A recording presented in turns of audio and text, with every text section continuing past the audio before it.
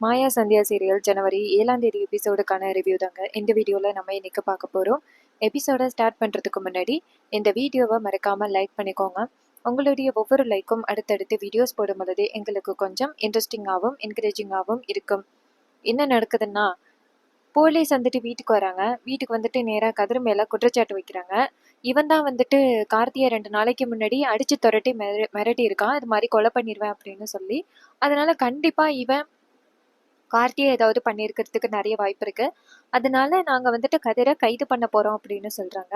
இதை கேட்டதோட ரகுராம் என்ன சொல்றாருன்னா, இங்க பாருங்க, சட்டப்படி என்ன பண்ணணுமோ அதை பண்ணிக்கோங்க அப்படின்னு சொன்னதோட நம்ம ஜானகியும் மாயாவும் ஷாக் ஆகுறாங்க. அப்ப கதிர் சொல்றாரு, இங்க பாருங்க மாமா, நான் அப்படிப்பட்ட காரியத்தை பண்ணவே இல்லை மாமா, தயவு செஞ்சு சொல்லுங்க அப்படின்னு. ஆனா போலீஸ் வந்துட்டு நேரா கதிரை இழுத்துட்டு போறாங்க. கதிர் ரொம்ப கெஞ்சுறாரு, இங்க பாருங்க சார், நான் அந்த மாதிரி எதுவுமே பண்ணவே இல்லை, தயவு செஞ்சு என்னை விடுங்க சார் அப்படின்னு சொல்லிட்டு கதிர் ரொம்ப கெஞ்சுறாரு. ஆனா போலீஸ் கேட்கவே இல்லை. கதிரை பிடிச்சி அழைச்சிட்டு போறாங்க. இதை பார்த்துட்டு நம்ம தனா நினைக்கிறாங்க, கதிர் இப்படி செய்யற ஆளே கிடையாது. ஒருவேளை நான் வரணும் அப்படிங்கிறதுக்காக கார்த்தி இந்த மாதிரி ஒளிஞ்சுக்கிட்டு கதிரை மாட்டி விடுறாரோ அப்படின்னு நம்ம தனாவுக்கு ஒரு சந்தேகம் வருது. இன்னொரு பக்கம் இதையெல்லாம் பார்த்துட்டு ஜானகி சொல்றாங்க, என்னங்க என்ன பார்த்துக்கிட்டு இருக்கீங்க, நம்ம வீட்டு பிள்ளைய போலீஸ் கைது பண்ணி கூட்டிட்டு போறாங்க, காப்பாத்துங்க அப்படின்னு சொல்ல. ஆனா ரகுராம் எதுவுமே பேசாம அந்த இடத்துல இருந்து போறாரு. இத பார்த்ததோட ஜானகி ரொம்ப அதிர்ச்சி ஆகுறாங்க.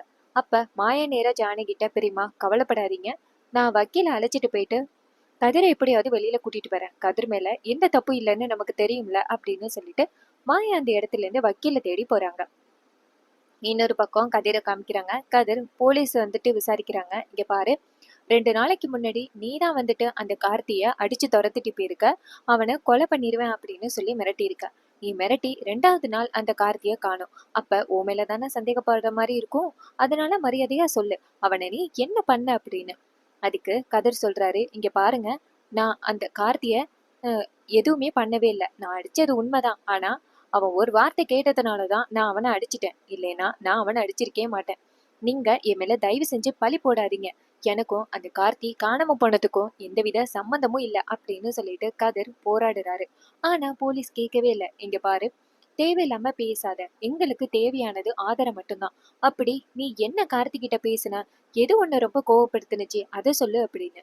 அப்ப கதிர் நினைக்கிறாரு, தனா பத்தின விஷயத்த சொன்னா கண்டிப்பா இவங்க எல்லாரும் சேர்ந்து தனாவை ரொம்ப தப்பா நினைப்பாங்க, அதனால கண்டிப்பா இந்த விஷயத்த பத்தி நம்ம சொல்லக்கூடாது அப்படின்னு கதிர் நினைக்கிறாரு. அப்ப கதிர் நேரா போலீஸ் கிட்ட, இங்க பாருங்க, இந்த விஷயத்த பத்தி கண்டிப்பா என்னால வெளியில சொல்ல முடியாது அப்படின்னு.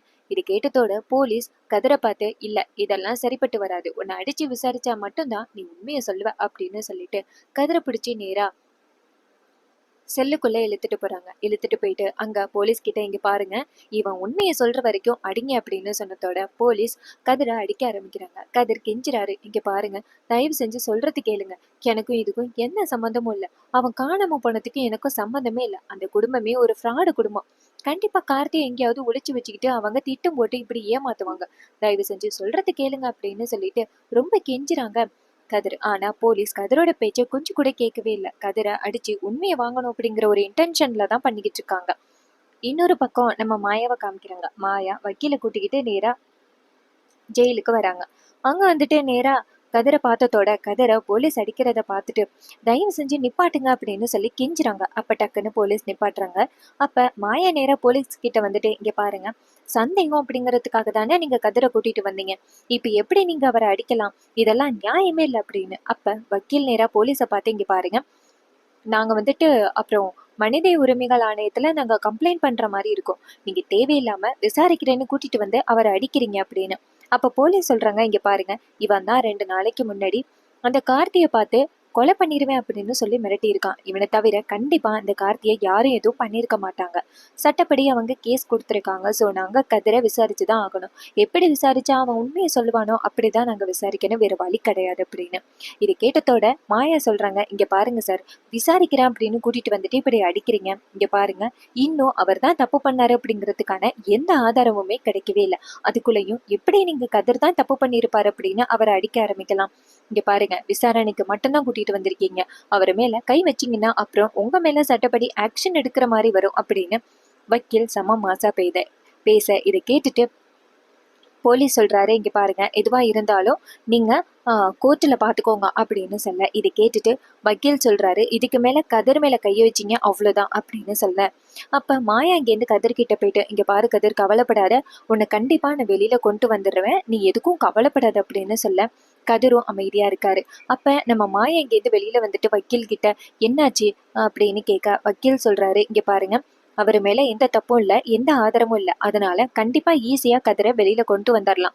முக்கியமா அவனை வெளியில கொண்டு வரணும் அப்படின்னா கோர்ட்டுக்கு மட்டும் ஒரு 3 லட்சம் ரூபாய் பணம் கட்டுற மாதிரி இருக்கும், பாத்துக்கோங்க அப்படின்னு. 3 லட்சம் ரூபாய் பணம் அப்படின்னதோட மாயா அதிர்ச்சி ஆகுறாங்க. 3 லட்சத்துக்கு எங்க போவோம் அப்படின்னு. அப்படின்னு பார்த்து வீட்டை காமிக்கிறாங்க. வீட்டுல புவனேஸ்வரியும் பசுபதியும் செம்ம கோவத்துல கார்ல வந்து நிப்பாட்டுறாங்க. அப்ப புவனேஸ்வரி சொல்றாங்க, இன்னைக்கு இந்த ரகுராம நான் சும்மா விட மாட்டேன் அப்படின்ட்டு புவனேஸ்வரியும் பசுபதியும் சேர்ந்தே நேரா ரகுராமோட வீட்டுக்குள்ள வராங்க. அங்க வந்துட்டு, ஏ ரகுராம் வெளியில வா அப்படின்னு சொல்ல. அப்ப ரகுராம் வெளியில வராரு. வீட்டுல உள்ள எல்லாரும் வராங்க. பாட்டி நேரா புவனேஸ்வரிய பார்த்து, ஏ புவனேஸ்வரி, இப்ப எதுக்கு நீ இப்ப வந்து இப்படி கத்திக்கிட்டு கிடக்குற அப்படின்னு. அப்ப புவனேஸ்வரி சொல்றாங்க, ஏன் நான் எதுக்கு கத்துறேன்னு உங்களுக்கு தெரியாதா? திட்டம் போட்டு என் பிள்ளைய உங்க பொண்ணுக்கு கல்யாணம் பண்ணி வைக்கிறேன் அப்படின்னு சொல்லி கடைசி நேரத்துல அந்த கதிரை தாலி கட்ட வச்சீங்க. இப்ப அந்த கார்த்திய தீத்து கட்டினீங்க. என் பிள்ளைய என்ன பண்ணீன்னு சொல்லுங்க. எனக்கு பிள்ளையே இல்ல, கார்த்தியை தான் என் பிள்ளையா நினைச்சு வளர்த்துக்கிட்டு இருந்தேன். அவனை என்ன பண்ணீங்க? இங்க பாருங்க, தயவு செஞ்சு சொல்றது கேளுங்க, அவனை எங்க வச்சிருக்கீங்கன்னு சொல்லுங்க அப்படின்னு. அப்ப பாட்டி சொல்றாங்க, இங்க பாரு புவனேஸ்வரி, என்ன கண்டபடி உளறிக்கிட்டு இருக்க, உன் பையனை நாங்க என்ன பண்ண போறோம் அப்படின்னு. அப்ப புவனேஸ்வரி சொல்றாங்க, குடும்பமே சேர்ந்து அவனை ஏதோ பண்ணிட்டீங்கன்னு மட்டும் எனக்கு நல்லா தெரியுது, தயவு செஞ்சு என் பிள்ளைய என்கிட்ட ஒப்படைச்சிருங்க, இனிமே உங்க பிரச்சனைக்கே நான் வரமாட்டேன் அப்படின்னு சொல்லிட்டு புவனேஸ்வரி கேக்குறாங்க. இது எல்லாம் கேட்டதோட நம்ம ஜானகிக்கு பயம் அதிகரிக்குது. ஆஹா, இந்த புவனேஸ்வரிக்கு நம்ம குடும்பத்து மேல சந்தேகம் வந்துருச்சு, அதனாலதான் இப்படி விசாரிக்கிறான், நம்ம என்ன பண்றது அப்படின்னு நம்ம ஜானகிக்கு ஒரே கவலையா இருக்கு. அப்ப புவனேஸ்வரி சொல்றாங்க, இங்க பாருங்க, முதல்ல கார்த்தி எங்க இருக்கான்னு சொல்லுங்க, இனிமே உங்க பிரச்சனைக்கே நான் வரமாட்டேன் அப்படின்னு சொல்லி ரகுராம பார்த்து அடுக்கடுக்கா புவனேஸ்வரி கேள்வி கேட்டுக்கிட்டு இருக்காங்க. பசுபதி சொல்றாரு, இங்க பாருங்க, அந்த கதிர் 2 நாளைக்கு முன்னாடி கார்த்திய மிரட்டி இருக்கான், கொலை பண்ணிருவேன்னு சொல்லியிருக்கான், அவன் தான் ஏதோ பண்ணியிருக்கான், கண்டிப்பா அவன் மட்டும் தனியா பண்ணிருக்கிறதுக்கு வாய்ப்பே கிடையாது, இந்த குடும்பத்துல உள்ளவங்க கண்டிப்பா உதவி பண்ணிருக்கீங்க, மரியாதையா கார்த்தி எங்க இருக்கான்னு சொல்லுங்க அப்படின்னு சொல்லிட்டு அவரும் கெஞ்சுறாரு. பசுபதி சொல்றாரு, இங்க பாருங்க, என் பையனுக்கு மட்டும் ஏதாவது ஆபத்து ஆனிச்சுன்னா கண்டிப்பா உங்க யாரையுமே சும்மா விட மாட்டேன் அப்படின்னு சொல்லிட்டு பசுபதி அங்க உள்ளவங்களை பார்த்து எச்சரிக்கிறாரு. இதை பார்த்ததோட அங்க உள்ளவங்க எல்லாருமே ஷாக் ஆகுறாங்க.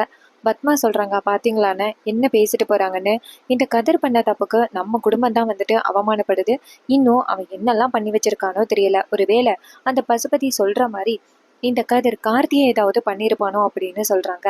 இன்னொரு பக்கம் ஜானகியை காமிக்கிறாங்க. ஜானகி ரூமுக்கு போயிட்டு ரொம்ப கவலையா இருக்காங்க. பசுபதி சொன்னதே திரும்ப திரும்ப காதுல வாங்குறாங்க. என்னன்னா புவனேஸ்வரி சொல்றாங்க, இந்த குடும்பத்தையே நான் சும்மா விட மாட்டேன் அப்படின்னு சொன்னாங்கல்ல, அது வந்து நம்ம ஜானகிக்கு மனசுக்குள்ள ஓடிக்கிட்டே இருக்கு. அதே நேரத்துல மாயா ரூமுக்குள்ள வராங்க. மாயாவை பார்த்ததோட ஜானகி சொல்றாங்க, வா மாயா, கதிரை பாத்தியா அப்படின்னு. அப்ப மாயா சொல்றாங்க, பாத்துட்டு வந்த பெரியம்மா அப்படின்னு. அப்ப ஜானகி சொல்றாங்க, கொஞ்ச நேரத்துக்கு முன்னாடி அந்த பசுபதியும் புவனேஸ்வரியும் வீட்டுக்கு வந்தாங்க அப்படின்னு. இது கேட்டதோட மாயா சொல்றாங்க, என்ன சொன்னாங்க அப்படின்னு. அதுக்கு ஜானகி சொல்றாங்க, அந்த புவனேஸ்வரி என்ன சொன்னான்னா, ஒருவேளை கார்த்திக் மட்டும் ஏதாவது ஆணுச்சுன்னா இந்த குடும்பத்தையே சும்மா விட மாட்டேன் அப்படின்னு சொல்றா. ஒருவேளை நான் வந்துட்டு அந்த கார்த்தியை கொலை பண்ண விஷயம் அந்த புவனேஸ்வரிக்கு தெரிஞ்சிச்சுன்னா கண்டிப்பா அந்த புவனேஸ்வரி இந்த குடும்பத்தை சும்மா விட மாட்டா. நான் என்ன பண்ண போறேன்னு தெரியல மாயா. அந்த பசுபதி சொன்னாரு, என் பிள்ளைக்கு மட்டும் ஏதாவது ஆணுச்சுன்னா சும்மா விட மாட்டேன் அப்படின்னு. அவரும் ஒரு அப்பா தானே, கார்த்திக் மட்டும் இந்த மாதிரி ஆகிச்சு அப்படின்னு அவருக்கு தெரிஞ்சிச்சுன்னா எவ்வளவு கவலைப்படுவாரு அப்படின்னு சொல்லிட்டு ஜானகி ரொம்ப கவலைப்பட. அப்ப மாயா சொல்றாங்க, இங்க பாருங்க பெரியம்மா, அப்படி ஒன்றும் கார்த்தி நல்லவன் கிடையாது. அதோட அந்த குடும்பத்துல உள்ளவங்க தனாவை எப்படியாவது அவங்க வழிக்கு கொண்டுட்டு வரணும், தனாவை அவமானப்படுத்தணும், உங்களையும் அவமானப்படுத்தணும் அப்படிங்கிறதுக்காக என்னெல்லாம் திட்டமிட்டாங்க அப்படிங்கறது உங்களுக்கு தெரியாதா? நீங்க பாருங்க, அவங்க நல்லவங்களே இல்லை, அவங்களுக்காக நீங்க பறிஞ்சு பேச வேண்டிய அவசியமும் கிடையாது, நீங்க பொறுமையா இருங்க பெரியம்மா அப்படின்னு. அதுக்கு ஜானகி சொல்றாங்க, மாயா நீ என்ன சொன்னாலுமே என் மனசு ஆற மாட்டேங்குது, அவரும் ஒரு அப்பா தானே அப்படின்னு சொல்லிட்டு ஜானகி அழுகுறாங்க. ஒருவேளை அந்த புவனேஸ்வரிக்கு மட்டும் நான் தான் அந்த கார்த்தியை கொன்னேன் அப்படின்னு தெரிஞ்சிச்சுன்னா குடும்பத்தையே சும்மா விட மாட்டான் அப்படின்னு ஜானகி ரொம்ப கவலைப்படுறாங்க. அப்ப ஜானகி நேரா மாயாவை பார்த்து, சரி கதிரை பார்த்துட்டு வந்தியே, அவனை வெளியில கொண்டு வந்துடலாமா அப்படின்னு கேட்க, மாயா சொல்றாங்க, கதிரை வெளியில கொண்டு வரணும்னா 3 லட்சம் ரூபாய் பணம் கோர்ட்டுக்கு கட்டணுமா அப்படின்னு. இது கேட்டதோட ஜானகி சொல்றாங்க, 3 லட்சமா அப்படின்னு.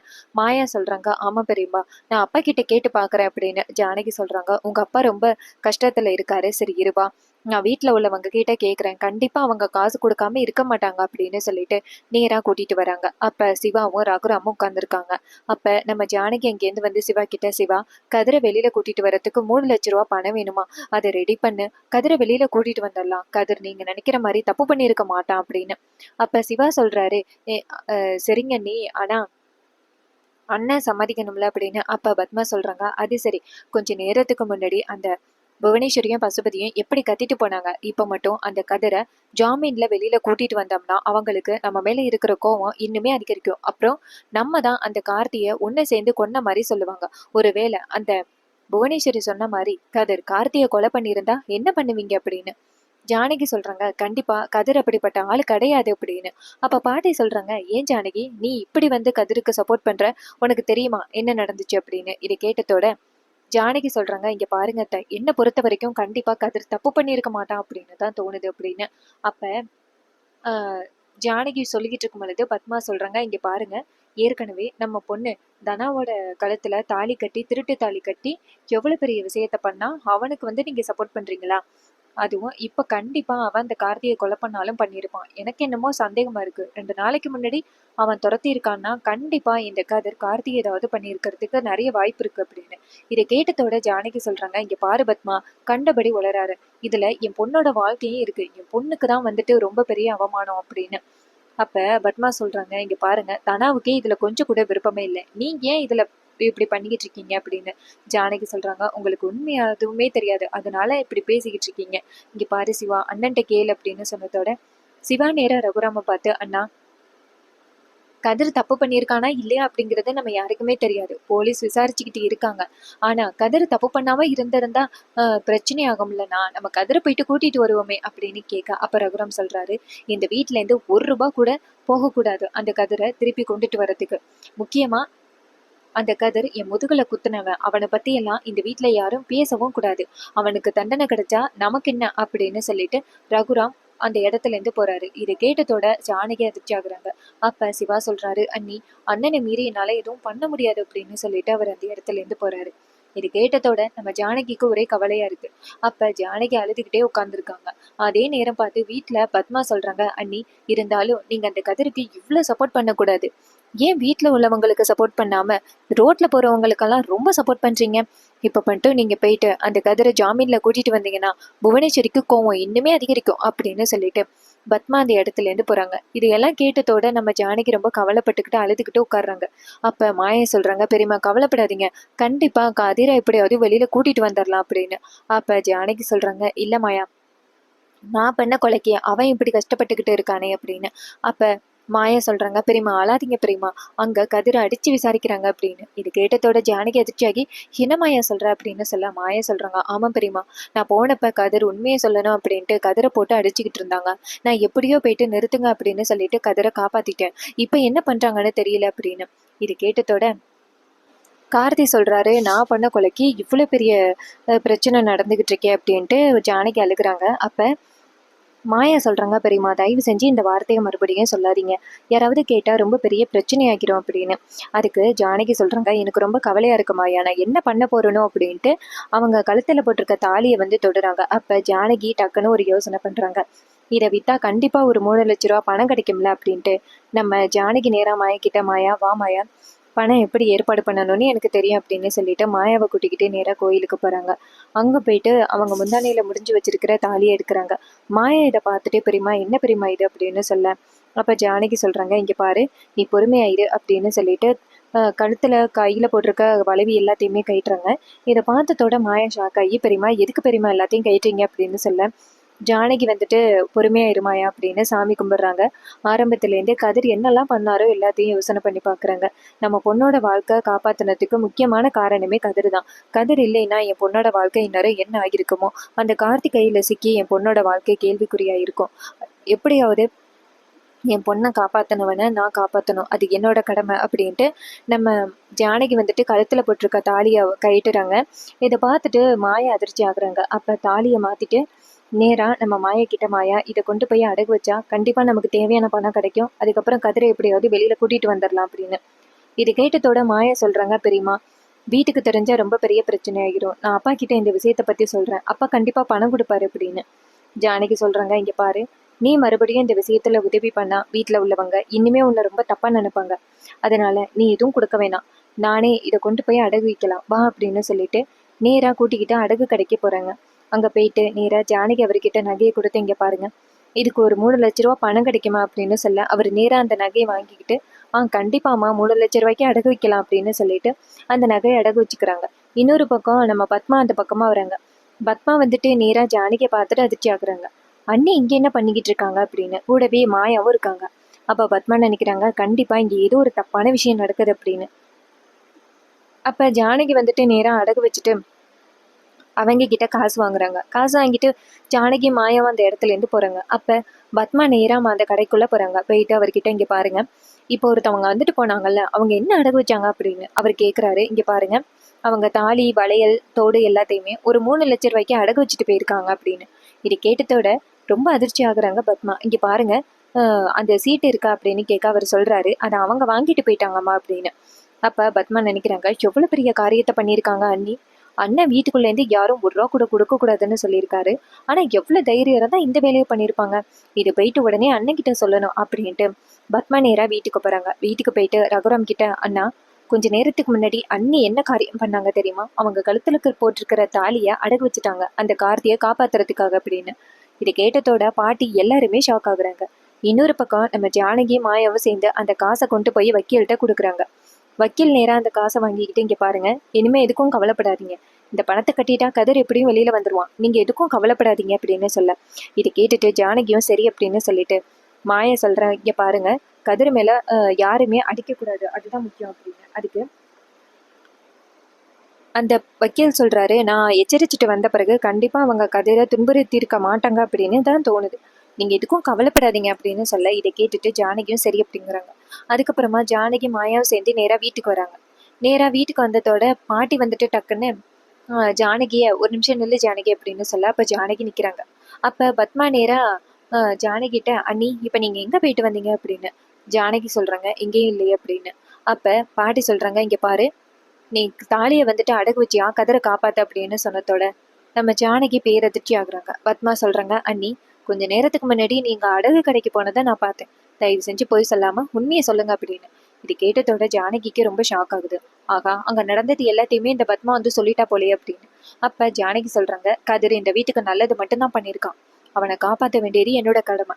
அதனாலதான் நான் போயிட்டு கதிரை விடுதலை பண்ணி கூட்டிட்டு வர்றதுக்காக அவனுக்கு பணம் கட்டிட்டு வந்திருக்கேன். இந்த வீட்டுல யாரும் இந்த வேலையை செய்யலைன்னா நான் தான் செய்யணும் அப்படின்னு சொல்ல, அப்ப ரகுராம் செம்ம கடுப்பாகி, இவ என்னைக்கு நான் கட்டின தாலியை கொண்டு போய் அடகு வச்சாலோ இனிமே அவளுக்கு எனக்கு எந்த சம்மந்தம் இல்லை, அவ வீட்டுக்குள்ளேயே வரக்கூடாது அப்படின்னு ரகுராம் சொல்றாரு. அதோட இன்னைக்கான எபிசோட ரொம்பவே சூப்பரா ஃபினிஷ் பண்ணியிருக்காங்க. அண்ட் இந்த எபிசோடு உங்களுக்கு எந்த அளவுக்கு பிடிச்சிருந்துச்சு அப்படின்னு மறக்காம கமெண்ட்ல சொல்லுங்க. உங்களுக்கு எந்த ஜோடி பிடிக்கும்? நம்ம ரகுராம் ஜானகியா, சீனு மாயாவா, இல்ல தனா கதிரா, யார் அப்படிங்கிறத மறக்காம கமெண்ட்ல சொல்லுங்க. கூடவே கமெண்ட் பண்ற உங்களுக்கு ஜனவரி எண்ட்ல ஒரு சூப்பரான சர்ப்ரைஸ் இருக்கு, மறக்காம கமெண்ட் பண்ணிருங்க. தேங்க்ஸ் ஃபார் வாட்சிங்.